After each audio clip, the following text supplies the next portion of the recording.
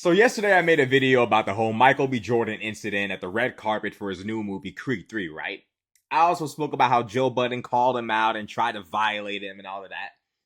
But a lady made a very funny tweet on Twitter. I want to say maybe was it possibly like maybe even a day before the incident? I don't know. It says February 28, 2023. I think it happened. Nah, it happened around the it happened that same day. Yeah, she said this. I thought it was pretty funny, but also unfortunate. She said this: Michael B. Jordan is cute, but doesn't have any edge. He just looks, I don't know, responsible. He looks like he knows where his birth certificate is at. Which is a joke, like I get it. Like I get it, right? Like it's funny, right? Like it's a joke. I know a lot of people are like pressed in the comment section, like, and that's why y'all black women finna crash out and die alone. Like, it is what it is. I thought it was a funny joke. I could tell that she was just joking. But let's look at the comments section. Let's go back and look at the comments section. So, someone else had a funny joke as well. And not just the copy. He keeps up with the original one too. It's in an expanding file folder with the other important documents. You know, she's joking, but I think it's really funny like how being organized and being like efficient as a man, organized, efficient, keeping your shit together, like that's corny. Or like only in the black community. Like in other races, like women aren't like turned off or like, you keep your birth certificate like soft. Like no other, like this is like a strictly black community thing. But I get that she's being funny though. She's definitely being funny, but like shit gets real in the comment section. So some guy says Julio Jamarillo, who seems to be Hispanic. I don't know why he's talking on black women. But he says, I guess the reason black women end up single parents is because they love irresponsible dudes. LOL. I don't know why he's worried about black people's business, but she in the she said, not me and not what I said. I love him. I find him highly attractive. Never said anything contradictory to that. You just needed to take a moment to be racist. Stand up in that. Now, what I will say is this.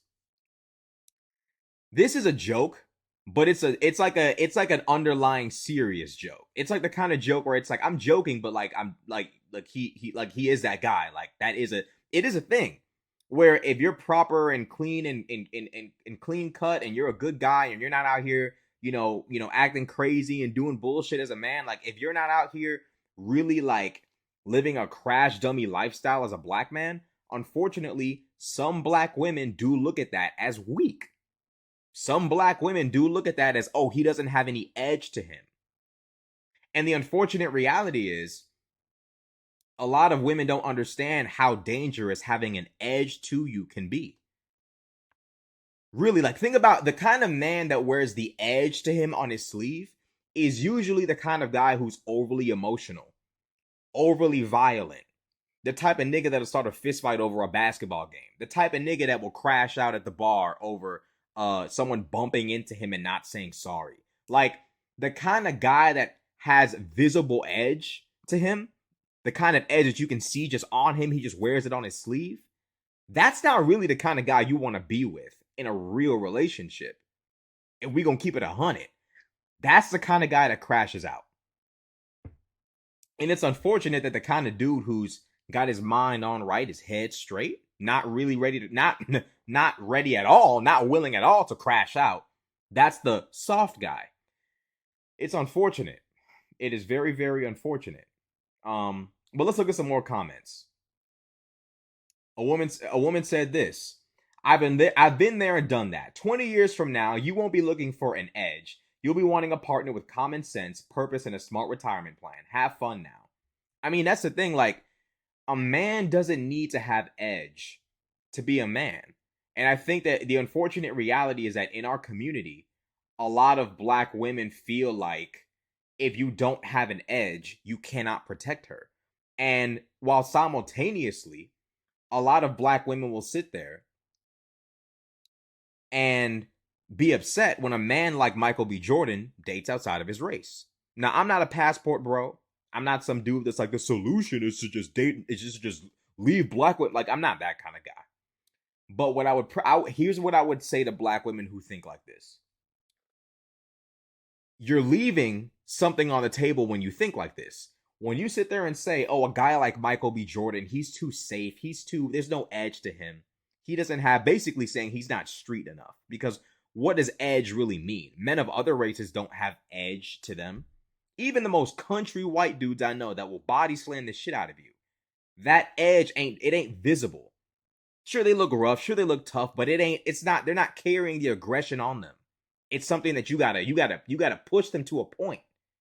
So it's like, what a lot of black women who think like this need to keep in mind is that if you won't deal with these black men who don't have an edge to them, a woman of another race who doesn't care is going to come along and pick him up.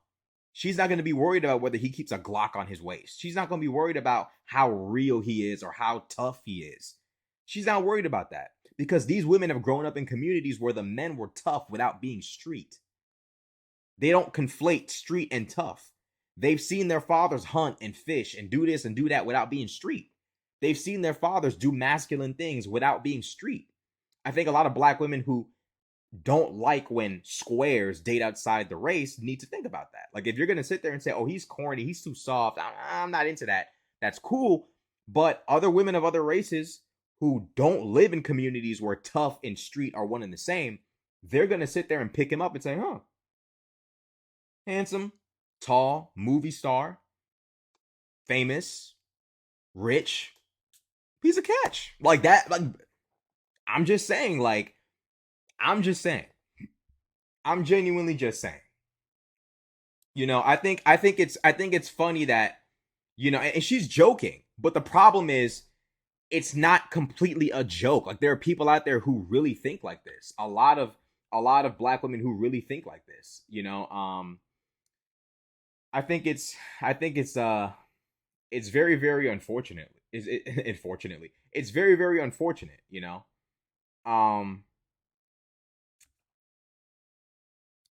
Yeah,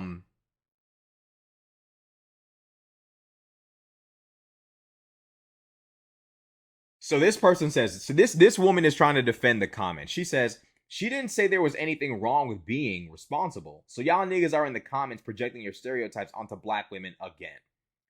No, she very much implied that his responsibility was a turnoff. Like, that's the joke. Like, the joke is he's so clean cut. He gives off that in order, organized, not out here acting a fool kind of image. You know, he looks like the kind of guy that keeps his passport and his birth certificates all lined up. Like, that's the joke. But the joke is making fun of him for having his shit together. That's the joke. And it's like a lot of black women who think like this are constantly trying to defend it. It's like, you can't defend this. Like, you can joke about it. I don't have a problem with the joke. It's funny. But there are a lot of black women in the community who will die behind this. It's like, bro, you got to accept the fact that if you're going to sit there and vilify certain black men who keep their life on track and do the right thing, people are going to clown you because it's corny. What's not corny is being a responsible black man who's not going to crash out and do stupid shit. That's not what's corny. What's corny is being the type of chick who sees less value in a man because he's not a crash dummy, because he's not a crash out. That's what's corny. And then these same chicks, it's not even most black women, it's like a small amount, who will pass up on a Michael B. Jordan. And then when Michael B. Jordan says, damn, like, being myself is kind of hard dating some of these black girls, you know what I'm gonna do? I'm gonna just date outside my race. Then some of these black women get upset. It's like, you got to understand, you're leaving something on the table. If you're gonna sit there and say, you know, you're handsome and you're tall and you're whatever, you're muscular, but you know, you don't have that edge to you. You seem kind of soft. You seem kind of weak. So I think I'm a go for a street dude. That's fine. Live your life. It's life is so short. You know, enjoy it to the best that you can, to the fullest extent. But if a woman of another race sees zero flaw in his lack of street energy, you gotta bite that. You gotta take that L. Now, someone said saying he's cute, but he doesn't have any edge implies that there is something wrong. Saying but he doesn't have any edge implies that that fact is a negative character trait. Then she responds by saying, but doesn't imply a problem indicates it's a new point. It functions the same as however, although. There's nothing inherently negative about the word but. Y'all are projecting that negativity. This is deflection. This is deflection. Part of the joke is the fact that she's jokingly condemning him for not having any edge. She is implying that there is something wrong with him lacking edge. I think it's a joke. I think she's just trying to be funny. I really don't think this chick is like an asshole. I think she's just trying to be funny. But like to try to deflect, because this is a real thing. And a lot of people are gonna get in their feelings when, people start condemning the joke, because the joke is kind of dark. It is a very dark joke. I mean, you wonder why so many black kids don't have fathers. You wonder why so many black kids, turn to violence or, lured into the street life. It's because of the fact that so many of these street dudes are the so-called masculine choice or the masculine option for black women. It's unfortunate. It's very unfortunate. It's a very dark problem. And a lot of people want to deflect from the reality of this issue, and it's crazy. I mean, it's a funny joke to me. Like I said, this joke is incredibly funny. It's incredibly funny. But, in all seriousness, though, the irresponsibility eventually goes out of style. And there's nothing attractive about not knowing where you were born. Like, this, bougie is lame, or, birth, he knows where his birth certificate is. Like, they're joking, of course. But it's like the underlying idea that there's something corny or wrong or weak or lame about that, and that the opposite is what's cool. It's insane to me that dysfunction, lack of order, lack of proper record keeping is cool. The idea that not knowing where the fuck you were born, your name when you were born, who signed off on your birth, who birthed you, where, like, not even being able to know where you, like, that's crazy to me. I can't fathom that. Like, it's crazy to me that, like, some people genuinely think this way, and that's a part of the joke, is that some people really, really think that way. They really, really believe in their mind that there's something corny or lame about that kind of guy. You know what I'm saying? And it's just like, it's like when Drake was at this fashion show and they were playing his song with the curse words in it, and there were kids there. And Drake said, "Hey, y'all, can y'all play the clean version of my song? There's kids here." People clown, like Charlemagne clowned him for that. And it's like, this is the problem in the black community. That's what grown folk are supposed to do. You got little kids in the fashion show. Turn that shit off. Turn on the version with the censorship in it. Turn on the version that's censored. Turn on the clean version. I personally don't think that's corny or lame. Them kids, they're children. A grown man is supposed to get up and say, "Hey, don't play that. Turn something else on. Turn on the clean version." That's what a grown man is supposed to do. But we clown orderliness. We clown having your shit straight. We clown like being a sensible, responsible adult man. And then y'all wonder why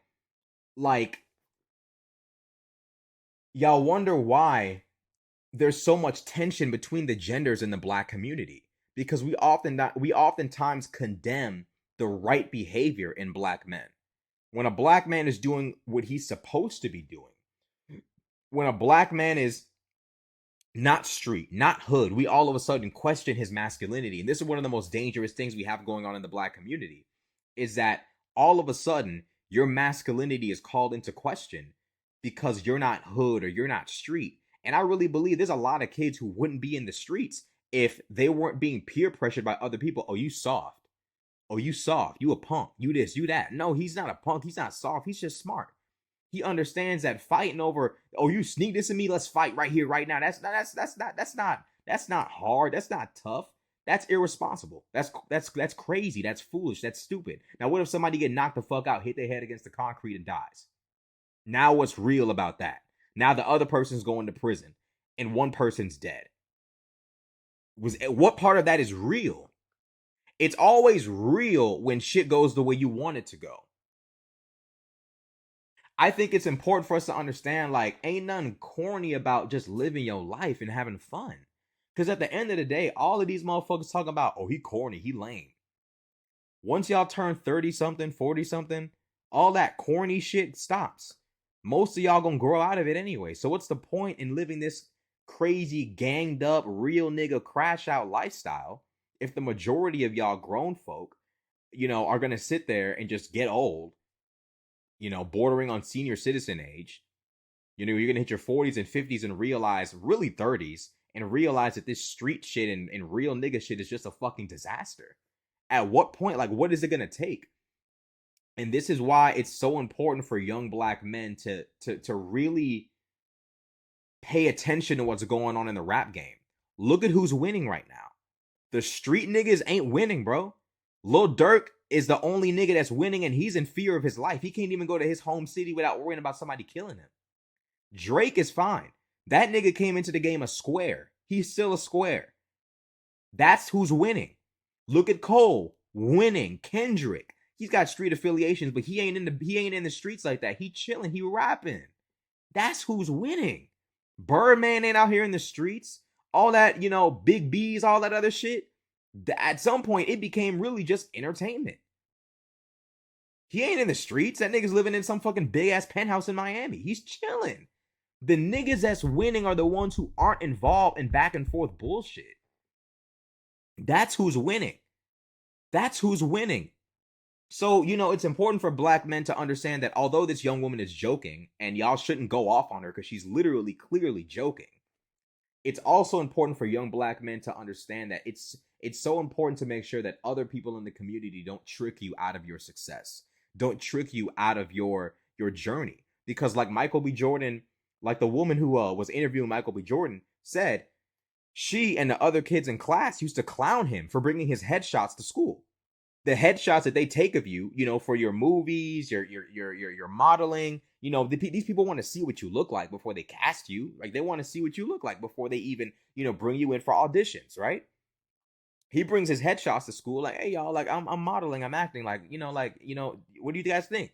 They clowning him for it. They clowning him because he want to be an actor. Clowning him because he wants to be an actor. It's corny to choose a path other than being a street dude. Bro, these chicks ain't coming to the morgue to identify y'all niggas, bro, when y'all die in the streets. They're not fucking visiting you for all 20 years of your fucking sentence in prison for armed robbery or murder. It's not happening. So it's like, it's crazy to me that some people were defending the whole Michael B. Jordan is corny. Why does he care about, he should let that shit go. He corny anyway. It's like, what are we talking about? That's why I'm glad we got Charleston White and so many other people here to really fight back against this mentality, because it's like, it's unfortunate when we see it. It's unfortunate when people are dead serious about how much they dislike how, square a black man is. It's very unfortunate. It's unfortunate that some black women in the community will reward you for being a crash dummy, but hold it against you for being a stable, in your right mind kind of man. But all in all, I understand that it was a joke, but it is indicative of a bigger problem in the community that needs to be addressed. And it is what it is. Let me know what y'all think in the comment section below. Like, comment, subscribe. I'm out.